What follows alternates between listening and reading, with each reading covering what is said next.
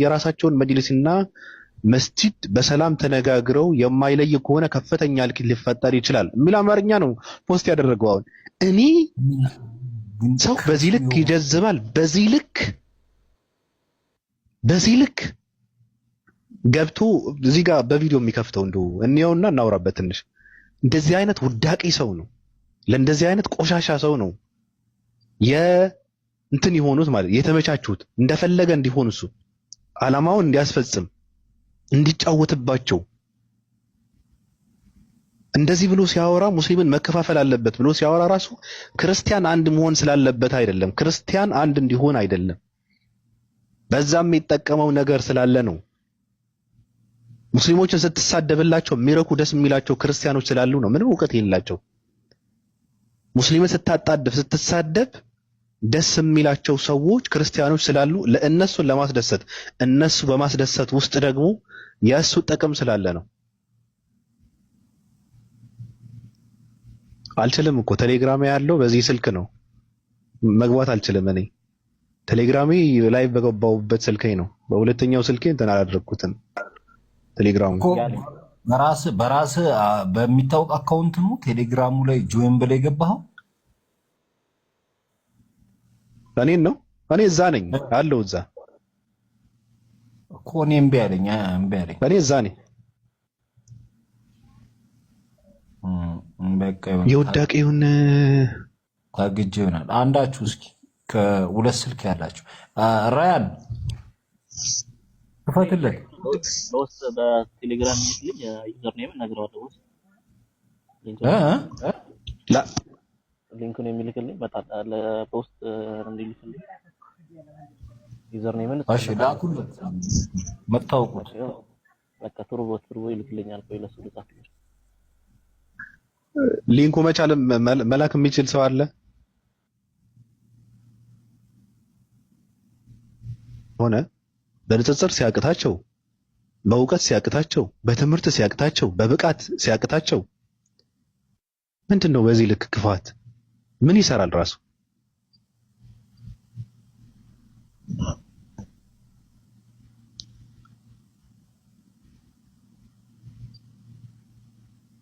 ንጉስ ሰላም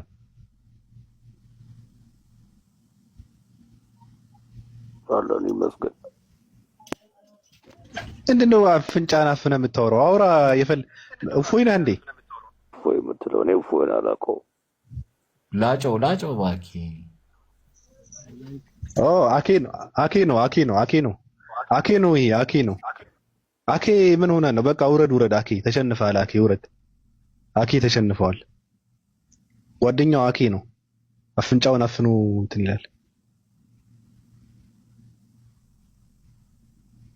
ክፈተው።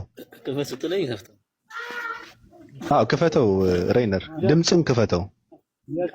በቁሩ አንቢያ መስጊዳውን ማሰፈር ድርጊቱ በውሃብያ ቡድን እየቀጠለ ይገኛል። በዛሬው ዕለት ጁማ ሰላት ከሰገድን በኋላ አትውጡም በማለት በሩን ዘግተው ትልቅ ሽማግሌዎችም ወጣቶችን ባሉበት ሁኔታ ቀጥቅጠውናል፣ ደብድበውናል። ማን ውሃብያው ቡድን ኢሜሎቻችንን ደግሞ አልተከተሉንም፣ መውሊድ ያወጣን በማለት ረብሻ እያስነሱ ይገኛሉ። ይህን ቪዲዮ እንደሚመለከቷት ሁላችሁም ኮፒ ሪፖስት ያደርጋችሁ አድርሱልን። በቁሩ አንቢያ መስጊዳውን ማሰፈር ድርጊቱ በውሃብያ ቡድን እየቀጠለ ይገኛል። በዛሬው ዕለት ጁማ ሰላት ከሰገድን በኋላ አትውጡም በማለት በሩን ዘግተው ትልቅ ሽማግሌዎችም ወጣቶችን ባሉበት ሁኔታ ቀጥቅጠውናል፣ ደብድበውናል። ማን ውሃብያው ቡድን ኢሜሎቻችንን ደግሞ አልተከተሉንም፣ መውሊድ ያወጣን በማለት ረብሻ እያስነሱ ይገኛሉ። ይህን ቪዲዮ እንደሚመለከቷት ሁላችሁም ኮፒ ሪፖስት ያደርጋችሁ አድርሱልን። ያዘው ችግር የለውም። ያዘው የተሳሳተው ልጁን የወለደ አባት ነው የተሳሳተው። አንዴ ተረጋጋ እስኪ። የተሳሳተው የልጁ አባት ነው። ልጁ ማደግ አልነበረበትም። በህፃንነቱ መገንደስ ነበረበት። ትርጉም የለውም። እንደዚህ አይነት ትርፍ ልጅ መወለድ የለበትም። ራሱ ሲያስጠላ ራሱ አሁን እንደዚህ ብሎ በማለቱ ጠጅቱ ብሬ ምንድን ነው ያደረገችው? ጽሁፉን አስነብበን አሁን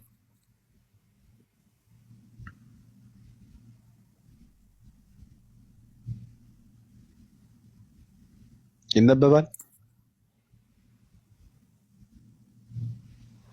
እንድታነቡ ነው ወይስ ላንብብላችሁ? እንትን አድርገው አንብበው እንዲህ ይላል። ጽንፈኛው የዋሃቢያ ክንፍ ነባሩን ሙስሊም እየደበደበና እየገደለ ከመስጂድ እያስወጣ ይገኛል። በአፋጣኝ ሁለት የእምነት ቡድኖች የራሳቸውን መጅሊስና መስጂድ በሰላም ተነጋግረው የማይለዩ ከሆነ ከፍተኛ እልቂት ሊፈጠር ይችላል። ይህ እንዳይሆን በአስቸኳይ በስምምነት መስጂድ ይካፈላሉ፣ የራሳቸው መጅሊስ ያቋቁሙ። አያስቅም እኮ ሬነር። በጣም የሚያሳዝነው ነገር ምንድን ነው? በእንዝላልነት የምትለቀው ሶሻል ሚዲያ ላይ የምትለቀው ነገር ማንንም ሰው ይነሳና የራሱ ዓላማ ማስፈጸሚያ ነው የሚያደርገው። ስለዚህ ሰው መንቃት ነው መቻል ያለበት። እነዚህ ሰዎች እኮ እኛ የንጽጽር ቁንጮ ትልልቅ አስተማሪ ሰዎች ነን ብለው ራሳቸውን የሚቆጥሩ፣ በእርግጥ እንደዛ ባይሆኑ እነሱ ማለት ነው ምንድነው የሚለቃቅሙት? አንዳንድ ምንም የማያውቁ ሰዎች የሚሳሳቱትን ስህተት እየለቃቀሙ ነው ለራሳቸው ጥቅም የሚያውሉት። ስለዚህ ሰው መማር አለበት። ሰው መጠንቀቅ አለበት። ሰው ያወራውን ያደረገውን የቱ ጋር ነው ያደረገው? ለምንድን ነው ያደረገው? ከማን ጋር ነው ያደረገው? ፖስት ስታደርግ፣ ሪከርድ ስታደርገው፣ ስታወራ፣ ሼር ስታደርግ የቱ ጋር ነው እያደረክ ያለው? ከዛ በኋላ የሚፈጠረው ነገር ምንድን ነው? ባወራ ምን ይፈጠራል? ይሄ ማውራው ከማን ጋር ነው ማውራት ያለብኝ የሚለውን ለይተው የማያውቁ ሰዎች በሚያደርጉት በሚሳሳቱት ስህተት አንዳንድ ሰዎች ይመጡና አሁን ምን አገናኙ? መጅሊሱ መከፋፈል አለበት። የየራሳቸው መስጊድ መለየት አለባቸው። ፕሮቴስታንትና ጴንጤ አይደሉም፣ እነሱ አይከፋፍሉትም። የሚመለከው አንድ አምላክ እስከሆነ ድረስ የሚከተሉት ነብዩ መሐመድ እስከሆነ ድረስ የሚከፋፈል መጅልስም የሚከፋፈል መስጊድም የለም። እነሱ ፕሮቴስታንትና ካቶሊክ አይደሉም፣ ፕሮቴስታንትና ኦርቶዶክስ አይደሉም። እነሱ ተሐድሳውያን አይደሉም እኮ፣ እነሱ ጴንጤ አይደሉም። እነሱ ዩኒታሪያን ክርስቲያን አይደሉም። ለምንድን ነው ቤተክርስቲያኖች ምንድነው መስጊድን የሚከፋፍሉት? አንድ አምላክን ለማምለክ ለምንድን ነው መስጊድ የሚከፈለው? አይከፈልም። እየጨስክ ትኖራታለህ እንጂ አይከፈልም። አምልኮ የሚፈጸመው ለአንድ አምላክ እስከሆነ ድረስ አንድ መስጊድ ውስጥ ነው አምልኮ የሚፈጸመው። ይሄ ደግሞ በየቦታው የሚፈጠር ችግር ነው። ትምህርት ቤት የሚፈጠር ችግር እኮ ነው። ቤት ውስጥ የሚፈጠር ችግር እኮ ነው። አንዳንድ ደናቁርት ሰዎች መጥተው ፖስት ስላደረጉ አንስተህ መጥተህ ዓላማዬን በዚህ ላስፈጽም እችላለሁ ብለህ የምታስብ ከሆነ አንተ ደንቆሮ ነህ። ምንም የምታውቀው ነገር የለም። እነዚህ ሰዎች ተመልሰው እኔን ምን ይሉኛል እንኳን አትልም። እነዚህ ሰዎች ተመልሰው አንተ ምን አባህ ገባህ ይሉኛል ብለህ እንኳን አታስብም። አንተ ደንቆሮ ነህ። ምንም የምታውቀው ነገር የለም። እናንተ እርስ በራሳችሁ መስማማት፣ ተቀራርቦ መወያየት፣ በፍቅር መቀራረብ፣ ችግር ካለ ችግሩን መፍታት፣ ሶሻል ሚዲያ ላይ የሚወጣ ፖስት የሚደረግ ለይቶ ማወቅ፣ ትልልቅ ሰዎችን ማክበር የሚባለውን ነገር ነው እንጂ ትኩረት የሚፈልጉ ሰዎችን እየተከተልክ ማስተካከልም በጣም ከባድ ነው። ለማንኛውም ሰውየው ይሄ ነው ስራው። እኔ ይበቃኛል፣ በቃ ጨርሻለሁ። ኤላ እንዴት ነህ?